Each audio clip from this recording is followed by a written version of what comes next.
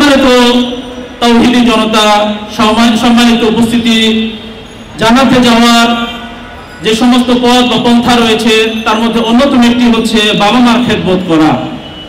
আজকে বর্তমান সমাজে আমরা যদি আমাদের চিত্র দেখি, আমরা দেখতে পাবো যে আমাদের আজকে পিতামাতা তারা আজকে অবহেলিত, তারা আজকে নির্যাতিত, তাদের খেদমত আমরা ঠিক মতো করি না, আমরা তাদের খোঁজ খবর রাখি না।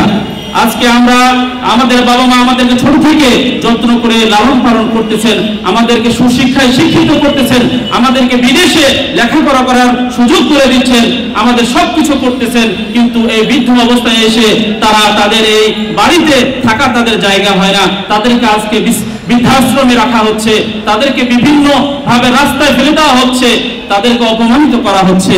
অথচ রাসূল সাল্লাল্লাহু আলাইহি ওয়াসাল্লাম তিনি কি বলেছেন, যারা এই পিতামাতার খেদমত করবে তাদেরকে জান্নাতের সুসংবাদ দিয়েছেন রাসূল করিম সাল্লাল্লাহু আলাইহি ওয়াসাল্লাম।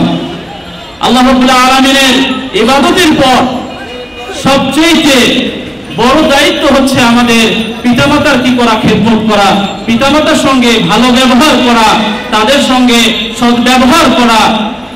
রাসূল সাল্লাল্লাহু আলাইহি ওয়াসাল্লাম তিনি একটি হাদিস বর্ণনা করেছেন, যে হাদিসটি আবু হুরায়রা হতে বর্ণিত, যে আন আবি হুরায়রা রাদিয়াল্লাহু আনহু আনিন নবী সাল্লাল্লাহু আলাইহি ওয়াসাল্লাম রাগিমা আনহু সুম্মা রাগিমা আনহু সুম্মা রাগিমা আনহু কিলা ইয়া রাসূলুল্লাহ মান কিলা ইয়া রাসূল মান হাউলা ক্বালা মান আদরাকা আবওয়াইহি ইনদাল কিবারি আহাদাহুমা আও কিলাইহিমা ফালাম ইয়াদখুলুল জান্নাহ।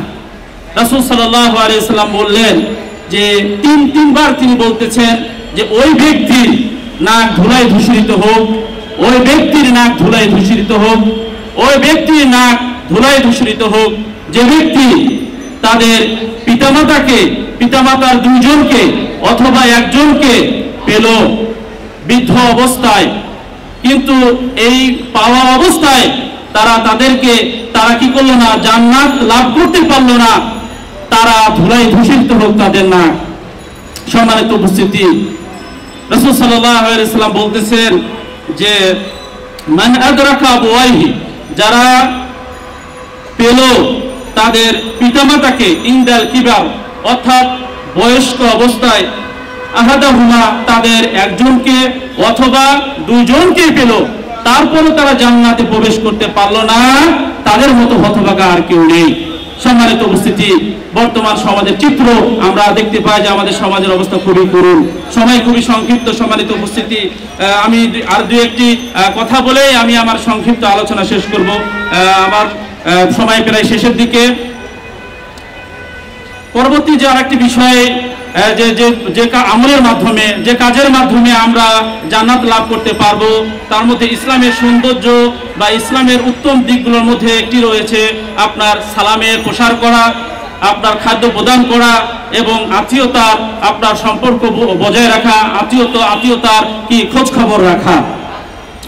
রাসূল সাল্লাল্লাহু আলাইহি ওয়াসাল্লাম এই মর্মে একটা হাদিস বর্ণনা করেছেন যে আইয়ুহান নাস আফসুস সালাম ওয়া আতিমুত তাআম ওয়া সিলুল আরহাম ওয়া সাল্লু বিল লাইল ওয়ান নাসু নিয়াম তাদখুলুল জান্নাতা বিসালাম।